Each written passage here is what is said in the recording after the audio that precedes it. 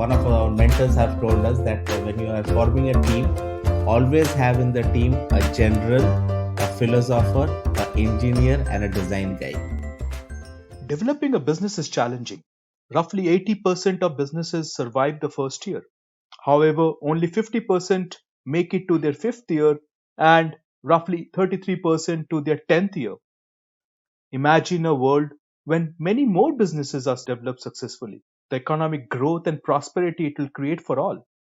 Welcome to the Business Developer Podcast with Sujay. My motivation for this show is that by listening to this podcast, you gain some ideas and inspirations towards your own journey of developing your business successfully. Today's guest is someone who has been a business developer over many years across multiple settings, wearing multiple hats. I would let our guest, Shameek Ghosh, founder of TrusTrace, tell us all about that. So please join me in welcoming our guest, Shameek Ghosh. Hello, Shamik. Welcome to the Business Developer Show. Thanks for taking out time to join this episode. Thank you, Sujay. Happy to be here. That's great, Shamik. This objective of this Business Developer podcast is to become a source of inspiration for the listeners Hmm. already involved in their business or looking to start their business. This podcast is also serve as a platform for experienced business developers like you to share your knowledge and experience. Hmm. So, in a nutshell, Shamik, this podcast is for the business developers, with the business developers, and by a business developer like me. So, to help our audience, Shamik, tell us about yourself. So I'm based in Stockholm and I am the co-founder and CEO of TrusTrace, which is a digital platform for product traceability and transparency. And this is a company we founded around 3.5 years back. And before that, I used to be working in IT services field for a very long time, both hardware and software services and engineering services for almost 19 years. That is in a short. Originally, I am from India. I have been living in Stockholm for the last 11 years, and I have also spent my years in Southeast Asia, in Malaysia and Singapore, as well as in India, where I started my career predominantly with respect to business development and sales in most of the years that I have been in the industry. TrustTrace, that's a cool name. And I think in the modern world, we need a lot of trust around in the business. So, tell us a little bit more about TrustTrace, Shamik. Yeah. So TrustTrace is a digital platform for product traceability and transparency. As conscious consumerism is increasing, and also there is an upcoming regulations with respect to ethical business processes to be followed in the supply chain, lot of fashion brands, food brands, as well as pharmaceutical companies are being questioned by the consumers and the regulators about how the product is made, whether it is made ethically, responsibly, also if it is complying to the environmental norms existing currently, and are the companies also improving the environmental standards in the supply chain. This has got a huge bearing on the customer loyalty, because if your product is found that it is not pay if you're not paying the right wages to the people in the supply chain, it will affect your brand reputation and product sales also. So TrustTrace is a platform by which we are able to help them to discover their complete supply chain to the lower tiers up till tier 4, tier 5, which generally is the source of all of their ingredients. So for example, for a jacket, we help a fashion brand to understand source of all their ingredients like various fabrics, various linings, chains, zippers, buttons, etc. And then after that, we help them to ensure that their code of conduct or their quality metrics are being complied to across the supply chain. We all have to understand that in the current world, there are significant amount of fake materials in the supply chain. So for a brand, it is a huge exposure if they later on find out that the material is not original and or what they had asked for. So such kind of things is what we help these companies to overcome. That's immense, right, Shamik? It is growing quite fast. When we started, I think it was just the beginning, But after Paris Climate Agreement, new regulations, and also Dodd-Frank Act in US focusing on conflict minerals and all, this is gaining a lot of speed and attention from the board and the CXO suite. Yeah, and we have all seen in the media when fiascos happen for the brands and negative impact it takes on them. And today's consumers are getting more and more conscious also, right, in terms of a green economy, trying to reduce pollution, and maybe the target segment for many brands like the millenniums, they are more aware and they have very strong preferences and choices what they want to consume, right? You're absolutely right. I think driven by these climate strikes and many such things by the teenagers, I think this has gained a significant amount of momentum. It is also pushing old customers or the mid-age customers also to switch to more greener alternatives. Cool. So tell us, maybe this is quite interesting. You have come quite far with this, right? How many years it has been with Trust Trace for you now? I have spent 1 year, but the idea got started around 4 years back, and then we formed the company around December of 2016. So it has been almost 3.5 years with the company. The company has got now 30 odd employees, but more importantly, we have got a good success with customers as well as suppliers. We have got around 32 brands as customers and around 6,000 suppliers who are on our platform across starting from Australia, New Zealand, Asia, Europe, as well as North America. So it's showing a good potential. Impressive. Yeah, certainly it is. So, how have you gone about developing this business till now? Because you have achieved quite immense growth in the business and from customers, you said, and even suppliers. Tell our listeners a little bit about that experience, how it all got started, and some of the challenges you might have faced on the way. Yeah, absolutely. And I think it has been a really an exciting and a fun journey of learning new things, unlearning also many things. It has been I have sort of a mini journey of life. Yes, when I started my career, I used to work with a large SI company in India and Southeast Asia. So idea was that you will typically the full ownership of project delivery, right from software, hardware, in fact physical assets in those days also, because servers and networking gear was still something we used to sell, right? Those days. Yeah. So it I started there, and which was predominantly in India and Southeast Asia, and the focus there was largely about understanding the customer need, customizing off the shelf product for those needs, and integrating it and delivering a very very specific solution for the customer which meets the requirement. So it is all lot about matching the customer's need to certain off the shelf product, find out which is the closest that fits in, and then you go about configuring the solution in it. So you're a lot dependent upon the features and functionality of these off the shelf product. Then I moved predominantly to software sales when I moved into Europe, and services sales there. When I say services sales, this is typically you develop a complete custom application or a custom solution grounds up for a Hmm. customer there.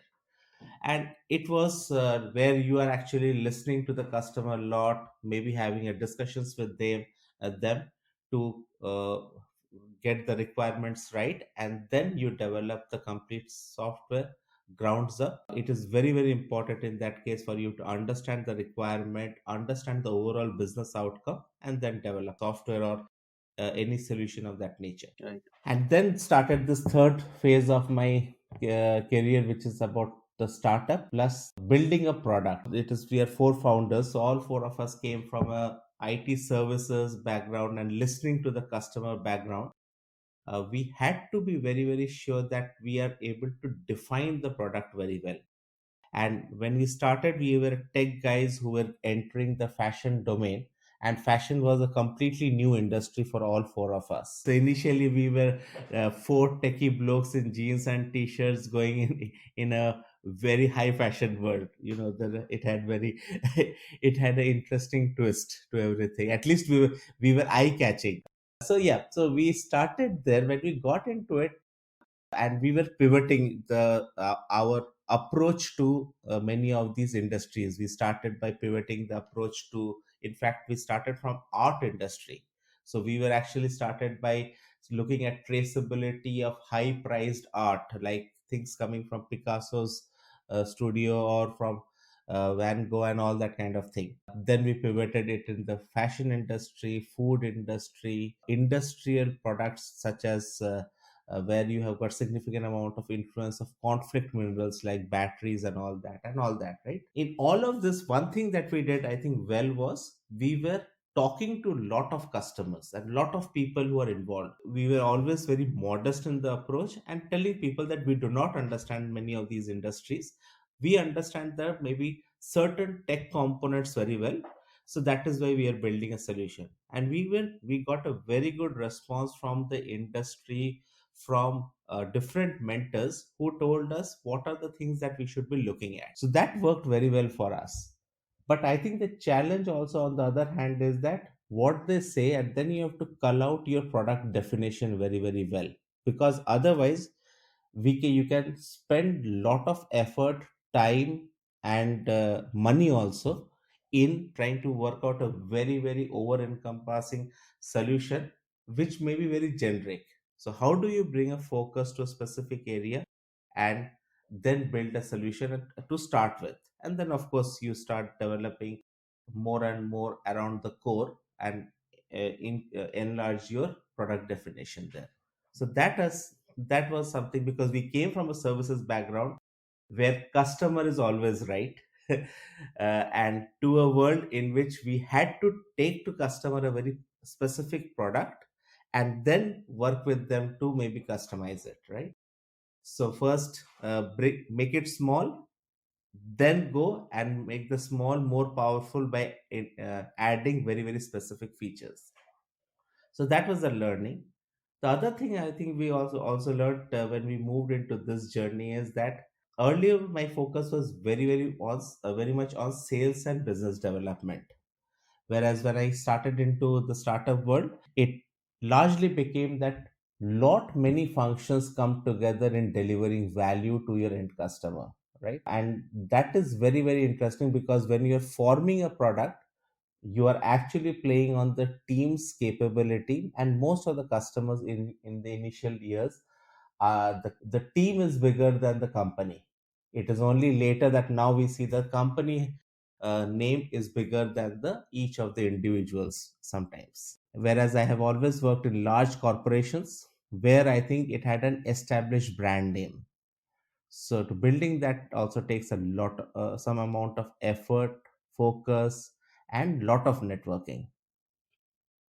Yeah, and as you said, see, as we hear from you, developing a business has so many different facets and dimensions to it. Certainly, sales and marketing is one aspect, but as you talked about the team, as you did, then you have your product, defining the product, achieving your product market fit at one point of time, but continuing to evolve it as you get your feedback from the customers, and then you take a decision, okay, what you include in the product. And you might be saying a lot of no's also. It's interesting because if you come from a services background, and as you were saying, in the services background the customer is the king, and we are not used to saying so much of no's. You are very much listening to the customer and then trying to figure out how do you deliver back to the customer. And I believe in the product world now you are getting learning to say a lot of no's. Is that accurate? And if so, how do you feel about this transition journey from the earlier world to this new world? It's initially it is a cultural shock, because I had spent 19 years in saying yes to most of what my customer wanted, right?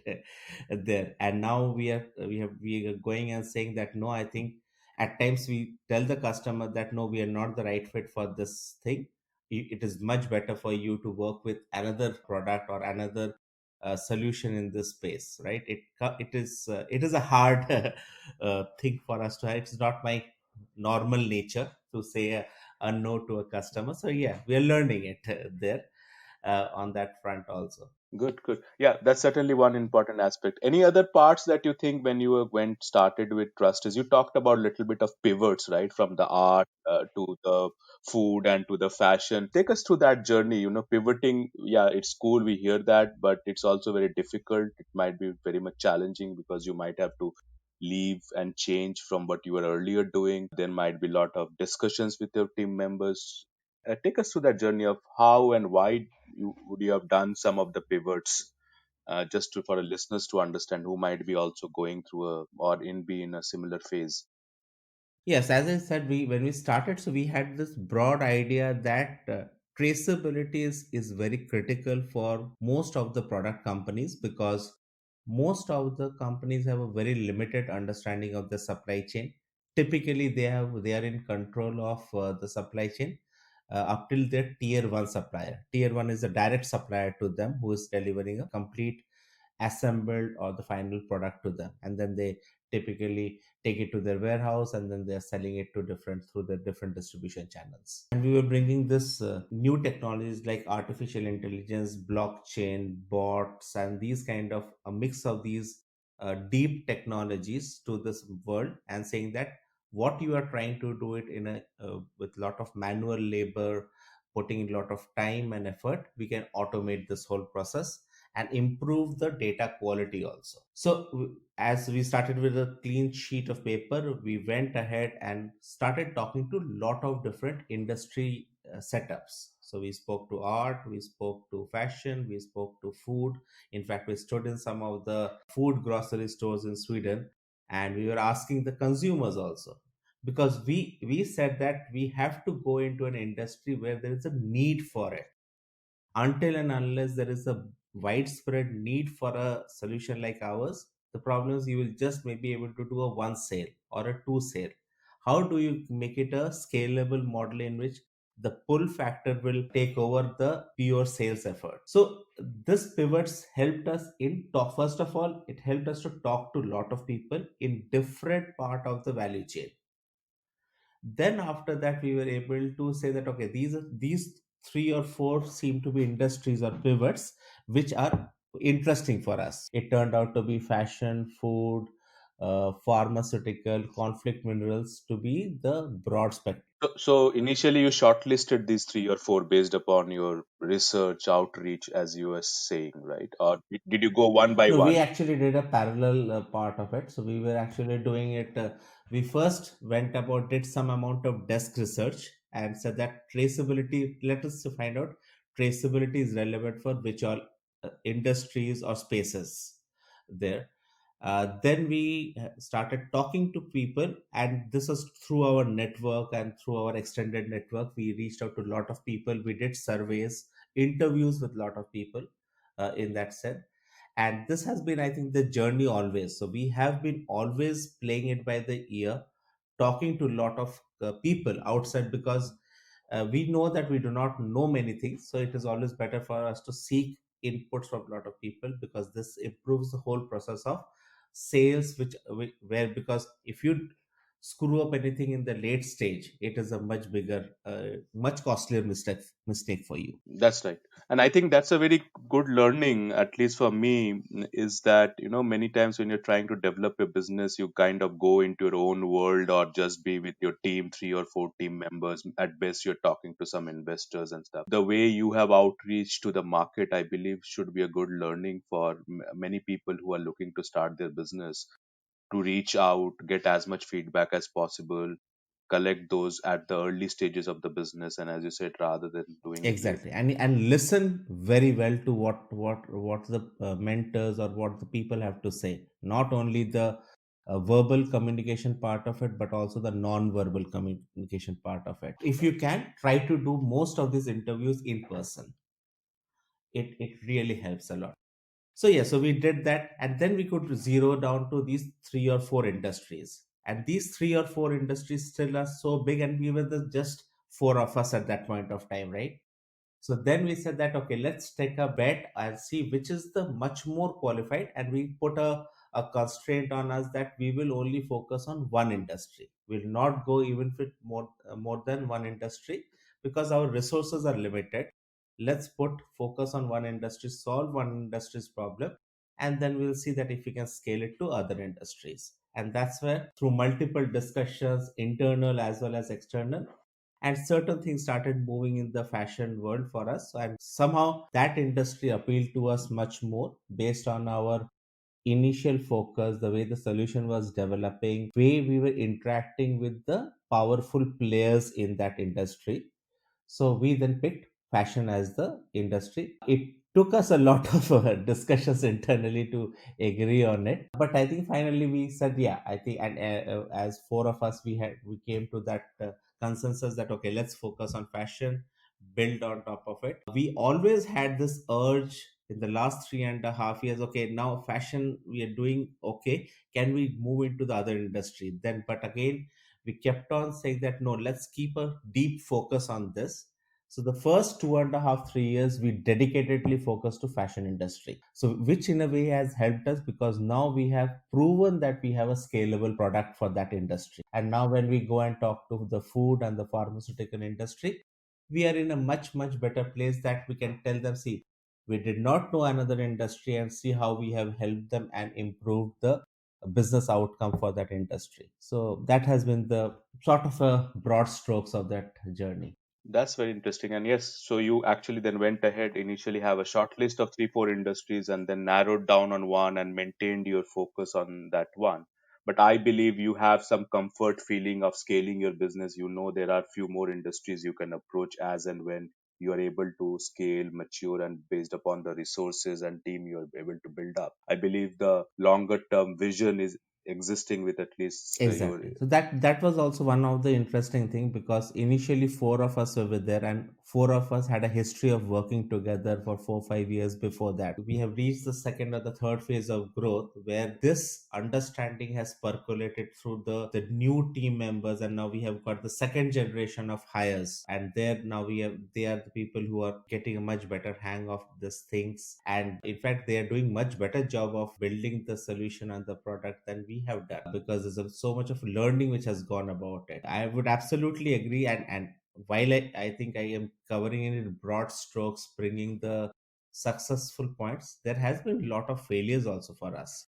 We have taken many missteps, but most importantly, you fail fast. You understand, okay, this doesn't seem to be going the right way. I think we are spending too much resources to for developing this feature, or something like that.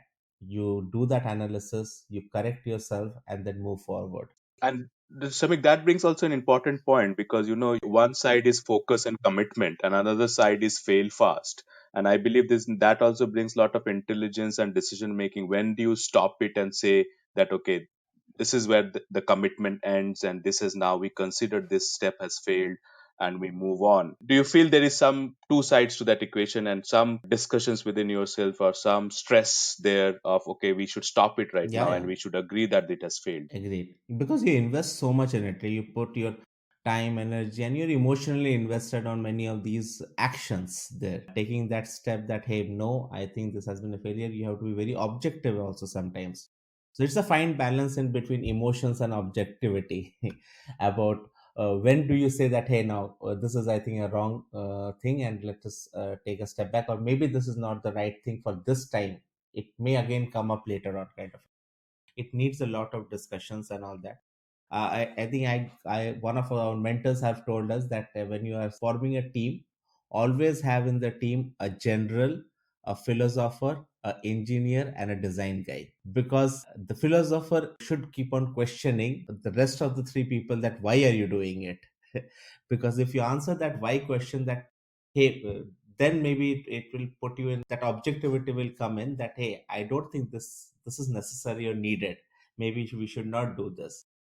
Because general always will be saying, okay, let's keep on moving, and the design and the engineer, they love in building something. So the role of philosopher is very important, to question all of the three, that what you are doing, is it right or not. This is very interesting. I will take it as a learning for myself, and hopefully my our listeners here can also try to adopt that in your business. Let's shift a little bit of a gear into the team side of it. You talked about it. You have a four initially started with 4 people. You have some advisors, influencer, customers. Then, as you're growing your team, you bring up your second generation of people within the team. And that's where I believe is another challenge area for many people who are now looking to expand their business beyond their own initial thinking into other team members who come to join you as more as an employee, right? With different motivations, different objectives from their side. How have you gone about that to ensure that this second generation of employees that have come in, the team that have come in, they are so much focused and committed to as you four So have? I think you have to focus a lot on attitude over aptitude when you're getting that team, because you will typically get a lot of very, very competent people. But I think if their culture, if their vision of their personal lives are not aligning with your growth plans, you will have challenges. We have been fortunate in that world, because I think we have at least been able to do that filtering quite well and bring in the people who are really, really passionate, and at times they have been much, much more passionate about changing the world than we have when we started. And of course, you have to be open and ready that, hey, maybe some of this alignment is not proper between the employee and me. And then you take corrective steps, first try to either you change or work with the employee to change it, or at certain times also be open that, hey, this is not working out, to let go. But we have been fortunate in that part of it, because since the day we started the business, we have had 100% retention of customers and 100% retention of employees. So, which is unheard of typically in the startup world. So that has been, we have been very fortunate and lucky that way. But yes, I think when you pass it on to the next gen, you have to also be open to let go and delegate certain things. And this is, I think, one thing many founders fail. And this is one area where I think we have taken a page out of our past life, because in the past life we have managed cross country, cross border teams, and many of the time the teams were like your direct reports, and indirect reports used to go up to the level of 100 200 people, right? So you typically, I we were used to delegating most of this work, giving them that confidence that yes, even if you if you fail on certain things, we are there to cover it up and we'll support you. So that, I think, has been a great way for in which we have built this team. We have put them in front of customers or stakeholders, as told them that you go ahead, commit and deliver on it.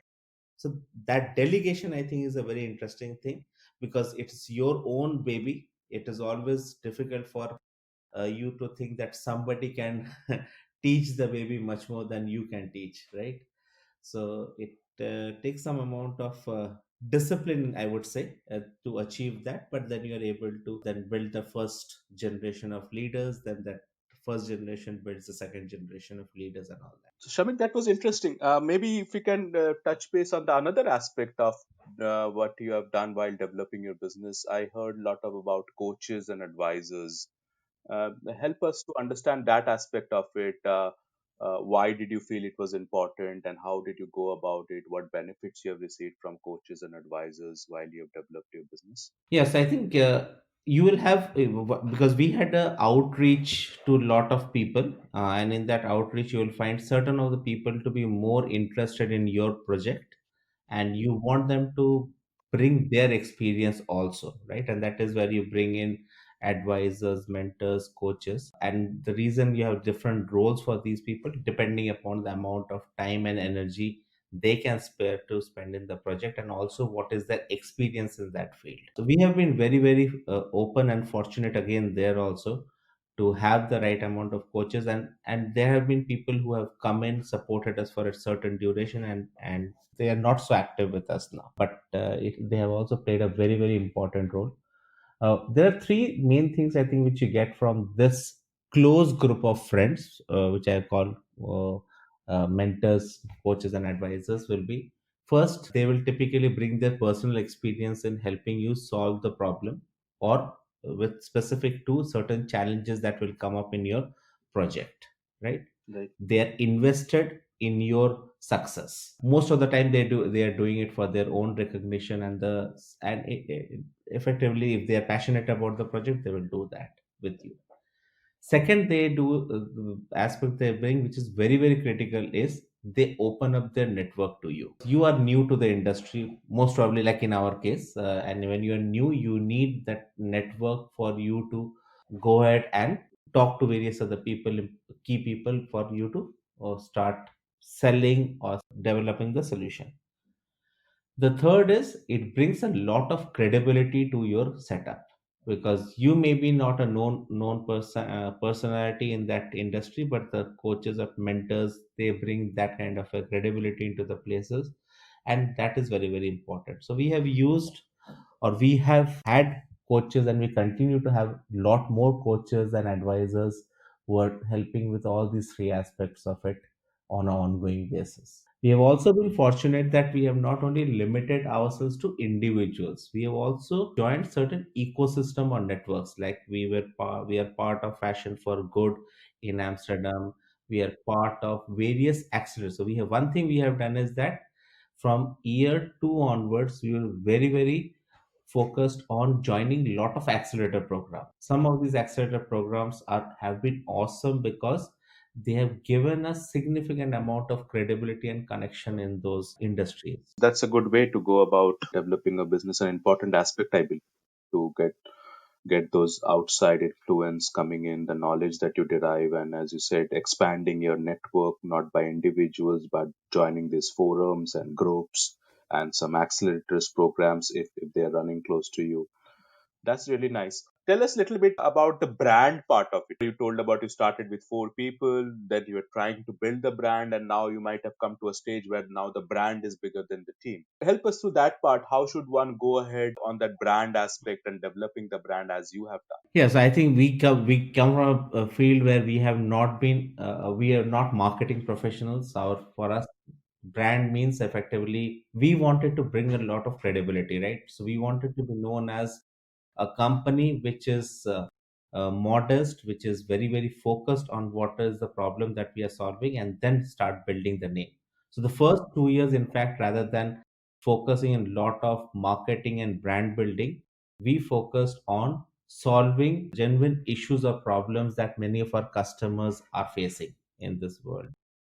So first 2 years, in fact, we just were doing understanding their problems, going and preaching how we can help them to solve the problem, and just building references. And we got a lot of references through word of mouth. So in a way, our brand was getting built, but in a very very soft manner. Post 2 years is where I think we got into a lot of social media build-ups. We started having proper handles and channels by which we started posting a lot of messages. We leveraged our stories that we had done for our customers, right? For example, with Philippa K, we had done some great work, and we started posting those stories. So it was an outreach, but still not a full blown brand campaign and all that, because we wanted to take certain baby steps so that we can test, feel, and because we did not come from this brand building side of it, so we were doing that ourselves. We had full control of the message that was going out in the market. We did not hire any external agencies. We had advisors and mentors to support us, but we did not hire any external agencies. We did everything in house because we also wanted to learn that ourselves. I think year three onwards, we have been a little bit bold in that area. We have started taking certain more bigger steps. We are doing more joint sessions. In fact, we have a something called the Ecosystem Connect series during the COVID times, where we are bringing our customers, our a few other friends who have got how they are overcoming the COVID crisis and all. We are sort of trying to get into the space in which we are leading by example in that space. So we are taking much more responsibility of educating, disseminating information for the industry also. We have learned a lot. That is an a space, I think, where we also had our investors who came in last year. They have helped us significantly in that space because they come, both of them, Sarah and Suzanne, they come from a background of marketing and building e-commerce and digital businesses, so they know what does it take to create a right brand. Good, good. Really impressive. And yeah, I personally feel the brand is developing well as I observe the TrusTrace brand building up. So a lot of kudos to you, and there's a lot of hard work I think going ahead in front of you. Good that you mentioned this point about investors. I was actually wishing to go in that line of thinking. Many businesses, as they develop, they need to decide whether they bootstrap, whether they bring in investors, at what stage of the business they bring in investors. How has been your thinking or your team's thinking as you have started the TrustTrace business about bootstrapping, investors, what stage, and what have you done? If you can take us through that part of the journey. Sure, absolutely. Yes, I think we have in the first 2 years. So we started initially with lot of applications to grants and support because we had a very risky project in our hand, right? While we were self-investing and putting a lot of our personal money, effort, and time in it. But we could also say that that has limitations. We cannot, because we do not have such deep pockets to invest in areas of AI development and blockchain. So we needed external help, so we reached out. In fact, we started, in fact, talking to a lot of investors, loan institutions, as well as grants. We were fortunate that we actually got two grants in the first 2 years itself, in 2017 and 2018, from the Swedish innovation agency Vinnova. They have been a great support, both in not only terms of money, but also in building the credibility that, hey, we have got now decent amount of money to develop a solution like this. And also they promoted us through their network. But we also were very interested because while we have a very, it's a so it's a social innovation company. We told them from the beginning that we wanted to be a .com because we wanted to be a, a self-sustaining commercial operation. So we wanted it us to have the validation from the investors, and we kept on talking to a lot of investors. By chance that we got to came in touch with Backing Minds, and they knew about us, we got to know about them. And first thing we found out that what is the investors you are looking for is the investors you will get. It is very important as we go about hunting customers, about hunting team members, and getting them onboarded. It is very important for you to know what kind of investors you want, because if you don't have that clarity, if you because then you can lose your control of the business too, because the vision may not align, the ambitions may not align. So it is very important, and we got that. I think we had to be patient, but I think finally we have Backing Minds with whom we had the first round of investment last year, and they are very very well aligned. They're very supportive of this whole thing. Is the COVID crisis, right, when it came about, started, we had so many discussions with them about how do we overcome this challenge, because this is a game changing event. If we can just survive for the next 18 to 24 months, I think we will be in a great position. So yes, I think that has been the story. And also we have to look at, we have seen that investor networks are help you to get into a top down approach significantly. When we are doing business development, typically we are talking to a mid level or a junior executive to sell the solution or talk to them. Yes, sometimes you're fortunate enough to talk to CXOs in many companies, but through our investors, we have been able to reach out to absolutely the people who are investing in many of our customers also. So that is a great way for us to build the network, understand what is going on in those boardrooms, what is going on at that level, to understand what are the priorities that we should be solving through our solution. That's great. Yeah. So yes, that's another important dimension of developing the business and how you leverage the investor network and investor community. And it's, I believe, as you're saying, it's just not the money; it's so much beyond it. I think similar to when you are hiring employees, as you mentioned, the attitude you look for in the people. I believe the attitude matching should be done also with the investors. And one important point, as you said, and it's also psychological on us, is that you see what you want to see, right? If you have a blue car, you go out in the road, you see a lot of blue cars.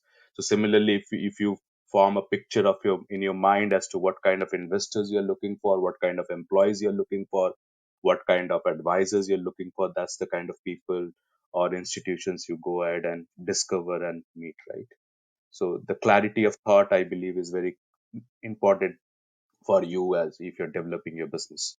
I think this was a very nice discussion. I took a lot of learnings, a lot of information, lot of food for thought for myself, and I hope that's same with the listeners. So, towards this end, Shamik, would you like to give some messages to the network here, to the listeners, if you have some cool new information or anything you would like to share about TrustTrace? Sure, absolutely. Actually, we are we as I mentioned, we are growing quite well. We are also looking for business developers, solution experts to join our team.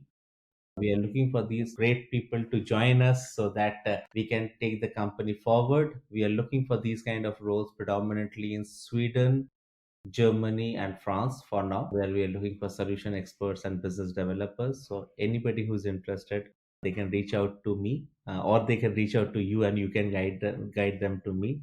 Great. So, how can listeners reach out to you? Where can they contact you and connect with you? Best way to reach out to me will be email, or I am present in LinkedIn. I'm quite active in that space, so they can reach out at Shameek Ghosh at LinkedIn, or if they want to reach out through email, shamik.ghosh at trusttrace.com. That's great, Shamik. Thank you. Thanks a lot for this session. It was really wonderful talking to you and hope it was for you too. And all the best to you and TrustTrace to continue building it up. We will follow you. We look for more trust in this system through more traceability we find in the products that we consume. Thanks a lot. It has been a great session to discuss and present all this, and best wishes to you also with this podcast. And I think this is a great way. I think this is much needed also for many of the people because it you're talking about a lot of practical realities of business development. Good, Shamik. Thank you. Have a great day ahead. Take care. Thank you. Developing a business is indeed challenging. It is a combination of science and art. Take any positive human skill like passion, persistence, emotional intelligence, effective communication skills. All those and many more are needed to develop a business. That makes developing a business such a challenging task and even overwhelming for most. However, you are not alone in your journey. Hope this episode helped you with some ideas, inspirations, or food for thought. I would love to hear your feedback and suggestions for improvement. See you again in the next episode of the Business Developer Podcast. Stay happy, healthy, and curious to learn. Bye for now.